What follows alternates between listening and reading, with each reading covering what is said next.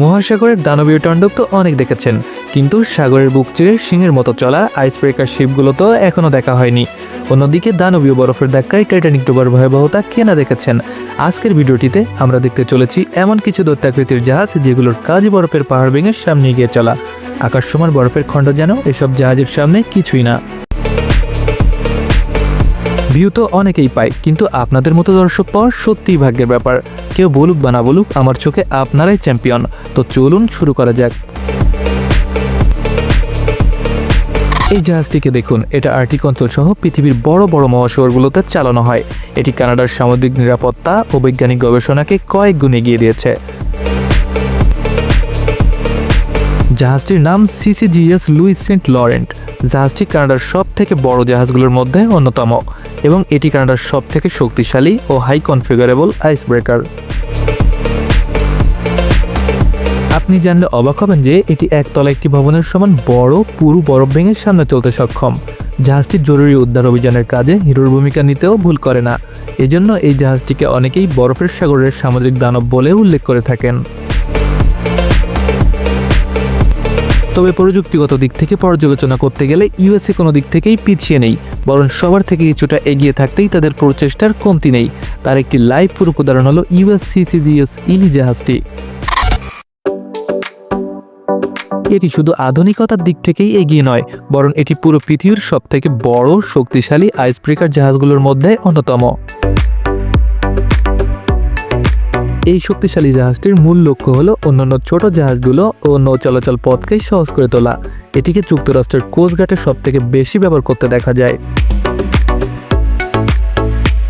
1999 সালে আবিষ্কৃত হওয়া এই জাহাজটির অত্যাধুনিকতা সত্যি মানুষকে অবাক করে।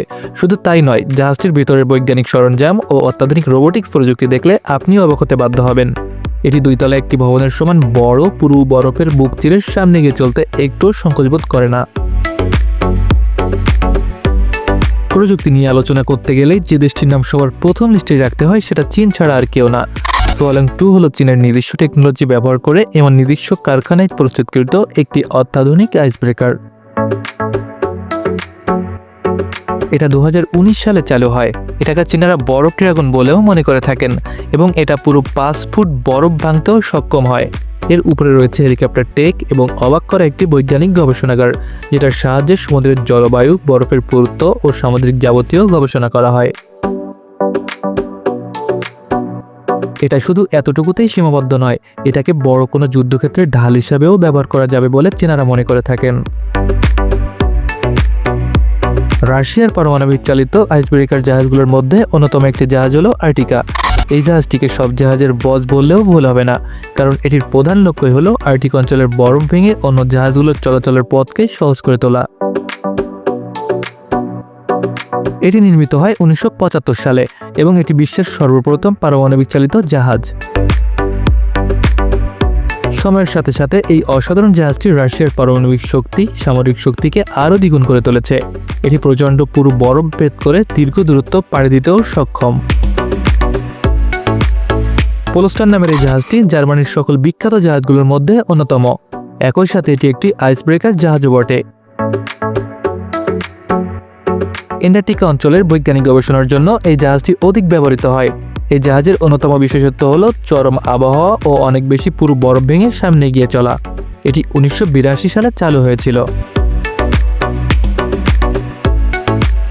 জাহাজটিতে রয়েছে এক্সপেন্সিভ সব যন্ত্রপাতির ছড়াছড়ি। জাহাজটি জুড়েই বৈজ্ঞানিক যন্ত্রপাতির সমারোহ।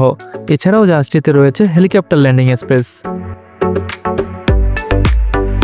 এটি কখনো কখনো বরফের কাঠামো এবং সামুদ্রিক জীববৈচিত্র্য গবেষণার কাজেও ব্যবহার করা হয়।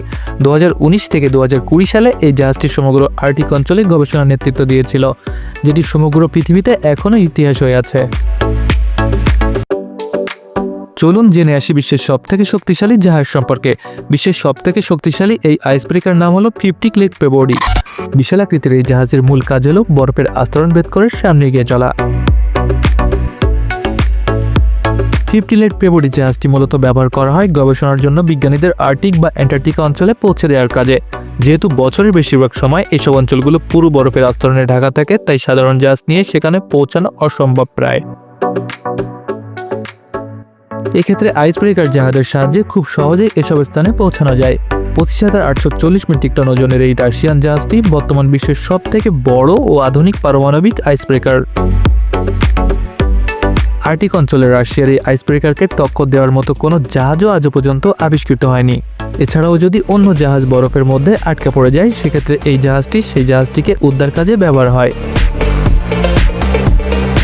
সেই সাথে বরফের আস্তরণ ছাপ করে আর্কটিক অঞ্চলের পণ্যবাহী বাণিজ্যিক জাহাজগুলোর জন্য নিরাপদ যোগাযোগ চ্যানেল তৈরির কাজেও এই জাহাজটি হিরোর ভূমিকা নিতে ভুল করে না। এবার একটু আসা যাক টাইটানিক ডোবা নিয়ে বিশ্লেষণ করার পালা। বরফের ধাক্কায় টাইটানিক কেন ডুবে গিয়েছিল এবং কিভাবে ডুবে গিয়েছিল সেটা জানতে আগে আমাদেরকে জানতে হবে আইসবার্গ সম্পর্কে। আইসবার্গকে বাংলায় বলা হয় হিমশৈল। আর্কটিক অঞ্চলের বিশাল হিমবাহ থেকে ভেঙে যাওয়া বরফের খণ্ড এই আইসবার্গ। এগুলো সমুদ্রের স্রোতে ভেসে বেড়ায়। বিভিন্ন আকার আকৃতির আইসবার্গ দেখা যায়। ছোট গাড়ির আকার থেকে শুরু করে বিশাল ভবন বুর্জ খলিফার থেকেও শতগুণে বড় হতে পারে এই আইসবার্গ। 14 এপ্রিল দুপুর 2টার দিকে আমেরিকা নামের একটি জাহাজ থেকে রেডিওর মাধ্যমে টাইটানিক জাহাজকে জানায় তাদের যাত্রাপথের সামনে বড় একটি আইসবার্গ রয়েছে। শুধু তাই নয়, পরবর্তীতে মেসোবা নামের আরও একটি জাহাজ থেকে এই একই ধরনের সতর্কবার্তা পাঠানো হয়। এই সময় টাইটানিকের রেডিও যোগাযোগের দায়িত্বে ছিলেন জ্যাক ফিলিপস ও হারল্যান্ড রাইড। দুইবার তাদের দুইজনের কাছে এই সতর্কবার্তাটিকে অপ্রয়োজনীয় বলে মনে হয়। তারা এই সতর্কবার্তাটিকে টাইটানিক মূল নিয়ন্ত্রণ কেন্দ্রে পাঠায়নি এবং সতর্কবার্তাটিকে উপেক্ষা করে সংযোগ বিচ্ছিন্ন করে দিয়েছিল। অনেকের মতে তাদের এই খেয়ালিপনার কারণেই ডুবেছিল টাইটানিক। তবে এখানে আপনারা বিভ্রান্ত হবেন না, কারণ মহান আল্লাহ তাআলা না চাইলে গাছের একটি পাতাও নড়ে না। পবিত্র আল কোরআনে আল্লাহ তাআলা বলেন, আল্লাহ ছাড়া আমাদের কোনো উপকারে কেউ আসবে না, আর অন্য কেউ আমাদের কোনো প্রকার ক্ষতি করতে পারবে না, যদি না আল্লাহ তা না চান। সূরা আলে ইমরান আয়াত 173। আপনাদের সাথে সহস্রবার কথা হোক, দেখা হোক, এটাই আমার প্রত্যাশা। ভিডিওটি ভালো লাগলে একটি লাইক দিতে ভুলবেন না। সকলের সুস্থতা ও সুখজীবন কামনা করে ভিডিওটি এই পর্যন্ত শেষ করছি। ধন্যবাদ।